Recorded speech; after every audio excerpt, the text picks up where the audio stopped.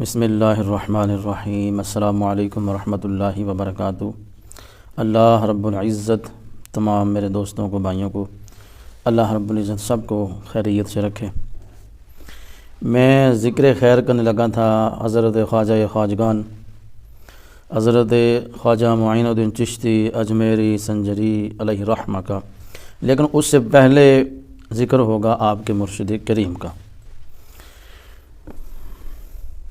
آپ 526 ہجری میں آپ کی ولادت ہوتی ہے اور آپ کا وصال 617 ہجری میں۔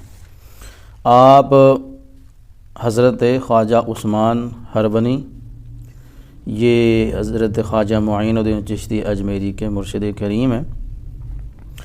تو آپ خواجہ حاجی شریف زندانی کے خاص الخاص مریدوں میں سے ہیں۔ اپنے زمانہ کے شیخ کامل ہیں، شیخ نہیں شیخ کامل، اور کتب گزرے ہیں۔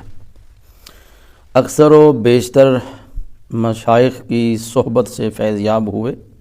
آپ کا اسم گرامی جیسا کہ سنا آپ نے کہ عثمان ہے، کنیت ابو نور ہے اور لقب امام العصر ہے۔ تو ولادت 526 ہجری نیشا پور کے گاؤں ہارون میں ہوئی، جس وجہ سے ہارونی ہیں۔ 7 سال کی عمر میں قرآن مجید حفظ کرنے کے بعد تمام دینی علوم میں دسترت حاصل کی۔ بے شمار اولیاء اکرام سے ملاقاتیں کی، بے شمار حج کیے۔ آپ بلند پایا عالم دین، عظیم صوفی، پاک باز انسان تھے۔ پرہیزگاری اور نیک کامی کی وجہ سے بلند مقام رکھتے تھے۔ 10 سال تک آپ نے سیر و سیاحت آپ نے فرمائی۔ روضہ اقدس پر نہایت عقیدت اور احترام کے ساتھ حاضر ہوئے۔ بعد ازاں بغداد میں گوشہ نشینی اختیار فرمائی اور بالآخر مکہ معظمہ میں تشریف لے گئے، جہاں 617 ہجری کو اس جہان فانی سے آپ رخصت ہو کر مکہ مکرمہ میں ہی محو آرام ہیں۔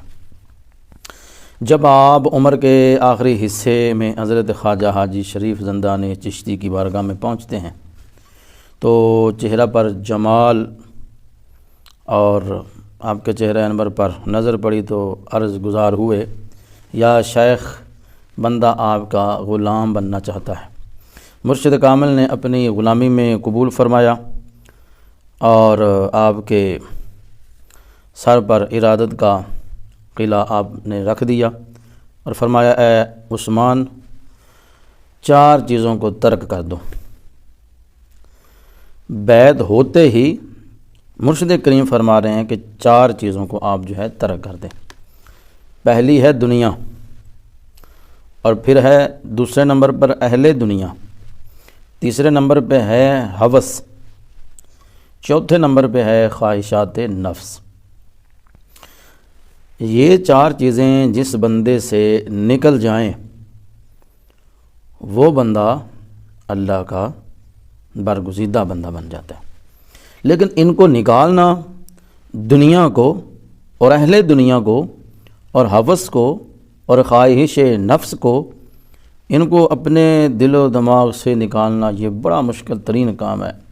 لیکن یہ اگر نصیب ہو جائے تو کامل مرشد اگر نصیب سے مل جائے پھر کمال ہو جاتا ہے، پھر ان کی نظر سے یہ چیزیں چھوٹ جاتی ہیں۔ آپ مرشد کے حکم پر فقر و فاقہ اختیار کرتے ہوئے لا الہ الا اللہ میں مشغول ہو گئے۔ روزانہ 2 مرتبہ قرآن مجید مکمل کرتے، اور پھر یوں ہوا کہ مرشد کی نظر نے آپ کو کیمیائے سعادت بنا دیا۔ سخت مجاہدے سے گزارنے کے مجاہدہ جو ہے وہ اس سے گزرنے کے بعد 3 سال بعد شیخ کامل نے خرقہ خلافت عطا فرمایا۔ یہ اللہ تعالیٰ کے ولیوں کی عظمت اور شان۔ حضرت عثمان ہرونی رحمۃ اللہ تعالیٰ مستجاب الدعوات تھے، یعنی جس پہ نظر پڑتی وہ فیض یاب ہو جاتا۔ نماز سے فارغ ہوتے تو غیب سے ندا آتی ہے، عثمان تیری نماز قبول ہے۔ کچھ طلبگار عرض کرتے، الہی امت محمدیہ کو بخش دے، صلی اللہ علیہ وآلہ وسلم۔ یہ ہیں اللہ کے سچے بندے۔